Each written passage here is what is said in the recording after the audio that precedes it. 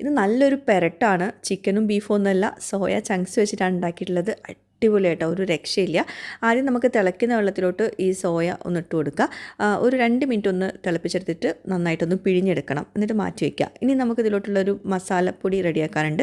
കുരുമുളക് 2 ടീസ്പൂൺ എടുത്തിട്ടുണ്ട്, വലിയ ജീരകം ചെറിയ ജീരകം 1 ടീസ്പൂൺ വീതം ഇട്ടിട്ട് നന്നായിട്ടൊന്ന് വറുത്തിട്ട് പൊടിച്ചെടുത്തിട്ട് മാറ്റി വയ്ക്കുക. ഇനി സവോള വഴറ്റിയെടുക്കുക. ഒരു സവോള എണ്ണ എടുത്തിട്ടുള്ളത്, നന്നായിട്ട് സോഫ്റ്റ് ആവുന്ന വരെ വഴറ്റിയെടുക്കുക. 2 തക്കാളി എടുത്തിട്ടുണ്ട്, വീണ്ടും നന്നായിട്ട് കുക്ക് ചെയ്തെടുക്കുക. ആവശ്യത്തിന് ഉപ്പ് ചേർത്തിട്ട് വേണം കുക്ക് ചെയ്തെടുക്കാൻ, നന്നായിട്ട് ഉടഞ്ഞു വന്നോട്ടെ. ഇതിലോട്ട് നമ്മൾ വേവിച്ച് വെച്ചിട്ടുള്ള സോയ ചങ്ക്സ് ഇട്ട് കൊടുക്കാം. കുറച്ച് വെള്ളം ഒഴിച്ചിട്ട് നന്നായിട്ടൊന്ന് കുക്ക് ചെയ്തെടുക്കുക. ഇനി ഇതിലോട്ട് നമ്മൾ മസാലപ്പൊടികൾ ചേർത്ത് കൊടുക്കുക. മസാലപ്പൊടികൾ നമ്മൾ നേരത്തെ വറുത്ത് വെച്ചല്ലോ, അതാണ് ചേർക്കുന്നത്. പിന്നെ 1/4 ടീസ്പൂൺ വീതം മഞ്ഞൾപ്പൊടി, മുളക് പൊടി ചേർത്ത് കൊടുക്കുക. നന്നായിട്ടൊന്ന് ഡ്രൈ ആക്കി എടുക്കുക കേട്ടോ. ഉപ്പ് ആവശ്യത്തിന് ചേർത്ത് കൊടുക്കുക. വേറൊന്നും ചേർക്കാനൊന്നുമില്ല, ഇത് നന്നായിട്ട് ഡ്രൈ ആക്കി എടുത്താൽ മതി. നല്ല ടേസ്റ്റാണ്, ഒരു രക്ഷയില്ല. ബ്രേക്ക്ഫാസ്റ്റ് ദോശയുടെ കൂടെ ചപ്പാത്തിയുടെ കൂടെയൊക്കെ നല്ല കോമ്പിനേഷനാണ്. എല്ലാവരും ട്രൈ ചെയ്യുക, ഫീഡ്ബാക്ക്സ് അറിയിക്കുക. താങ്ക്